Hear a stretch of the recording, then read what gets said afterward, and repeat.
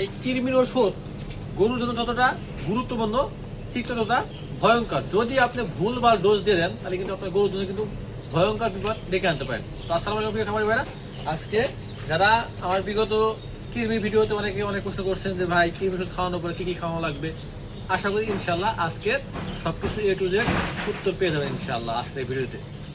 তো মূলত আমি একটা কাছে গেছিলাম আমার এই বকনাটাকে এবং আর একটা সার বছরের সেটাকে কৃমির ওষুধ খাওয়ার জন্য।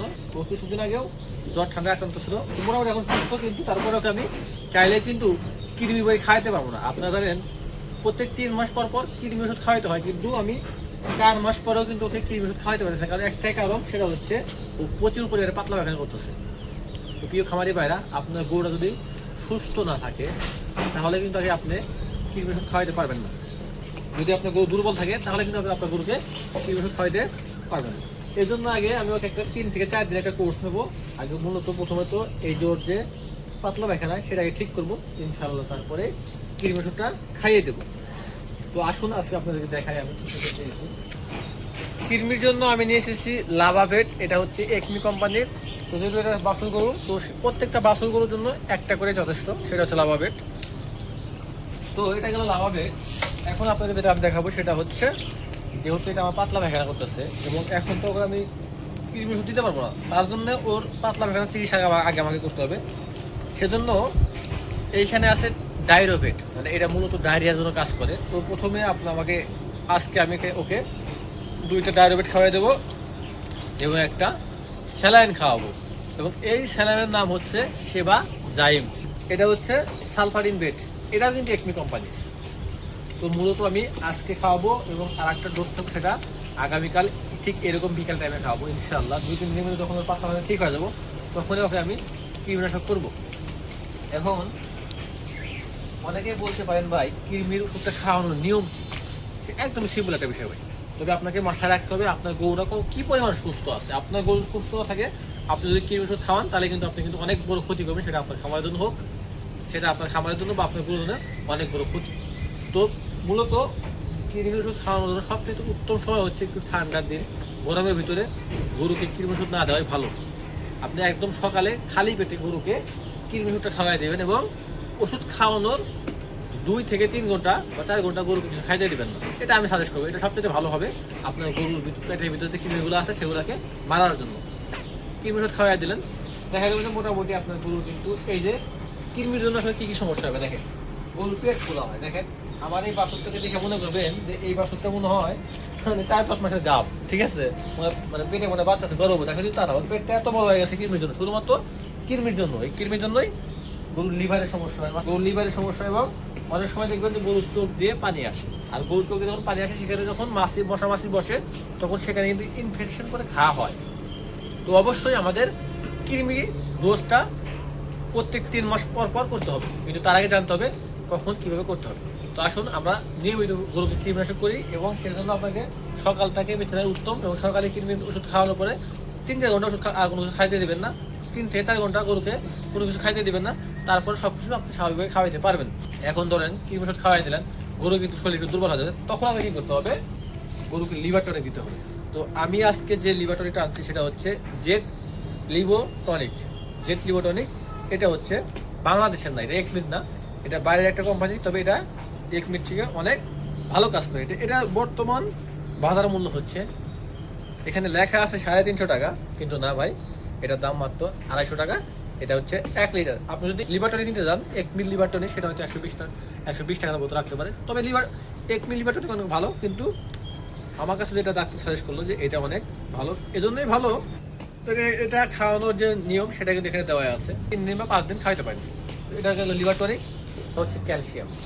এটা আপনার গরুর যে স্ট্রাকচারটা আছে সেটাকে অনেক মজবুত করবে। আর লিভার টনিকের কাজ হচ্ছে আপনার গরুর লিভারটাকে ভালো করা। যে গরুর লিভার যত ভালো সেই গরুর হজম শক্তি তত ভালো এবং সেই গরুর পায়খানা তত ক্লিয়ার। আর আমার এক কথায় বলতে পারি যে গরুর পায়খানা ক্লিয়ার, আল্লাহর রহমতে সেই গরু সুস্থ এবং সবল। তো এই গরুর পায়খানা ক্লিয়ার করার জন্য আপনাকে অবশ্যই কী করতে হবে, আপনার গরুকে কৃমিনাশক করতে হবে, তারপরে লিভার টনিক দিতে হবে, জিঙ্ক দিতে হবে, তাদের সাথে আপনি অনেক ভিটামিনও দিতে পারেন।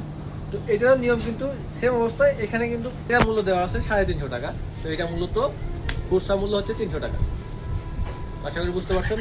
তো আসুন আপনাদের সামনে এখন আমি আমার গরুকে এই যে প্রথমে তো সালফারিনটা খাওয়াই দেবো, এটা গরু পাতলা ব্যথা দূর করার জন্য। বিসমিল্লাহ রহমান দেখেন, বিসমিল্লাহ। আপনার চাইলে এটাকে গুঁড়ো করে খাওয়াইতে পারেন বা কলার পাতার ভিতরে দিয়ে খাওয়াইতে পারেন, কিন্তু আল্লাহর রহমতে আমার এই গরুটাকে ওরকম ভাবে খাওয়াতে হবে। আশা করি এটা ও অলরেডি অটোমেটিক খেয়ে পারবে। একটু সাবধানের সাথে গরুকে ধরবেন, এইভাবে ধরবেন।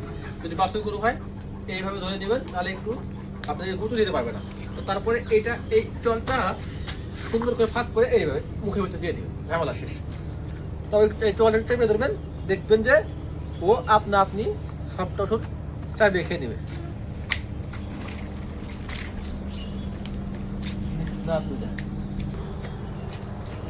তো আপনারা দেখতে পাইলেন একদম পায়খানাটা কিরকম ঢিলা হয়ে গেছে, একদম পাতলা পায়খানা হয়ে গেছে। তো আশা করি খেয়ে ফেলছে এটা। এখন খাবো ডায়রোপেট, এটা মূলত গরু ডায়রিয়ার জন্য কাজ করে। তো এটা আমি 2টা খাওয়াই দেবো। আপনার গরু ওজন প্রায় 2 মনের মতো হয়, তো আপনি 2টা খাওয়াইতে পারেন। তো ডাক্তার আমাকে এটাই বলছে, ওর ওজন আশা করি প্রায় কাছাকাছি হবে। বিসমিল্লাহ। একটু তো ঝামেলা করবেই, খেয়ে ফেলো।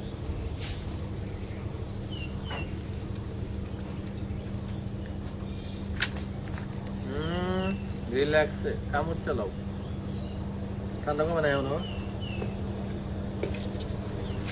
ফালান যাবে না। খা।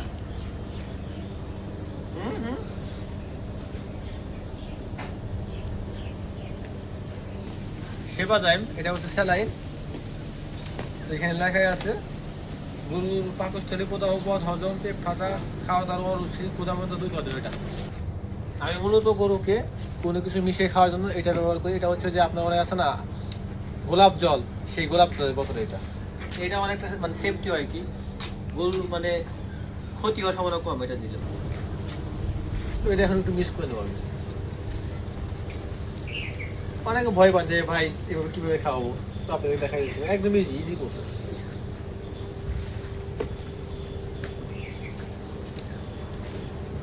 গরুকে যে কোনো ওষুধ খাওয়ানো একদম ইজি প্রসেস।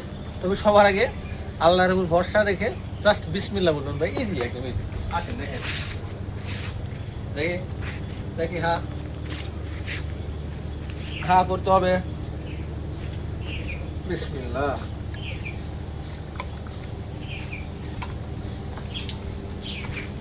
ভাই হ্যাঁ নিছে ভাই, মানে একদম ইজি। তো এভাবে আমি এখন আর একটা কালকে এরকম সময় খাওয়াই দেবো ইনশাল্লাহ। তারপরে মনে করেন যে কিমি রোসা দিয়ে দেবো। তারপরে যদি আপনাদের কোনো কিছু জানার বা বোঝার বাকি থাকে বা বুঝতে ভুল হয়, তো আমাকে বলবেন ইনশাল্লাহ। আমাকে অবশ্যই কমেন্ট করে জানাবেন, আমি আপনাদেরকে বিস্তারিত বোঝানোর চেষ্টা করবো ইনশাল্লাহ। তো সবাই আমাদের দোয়া করবেন। আসসালামু আলাইকুম।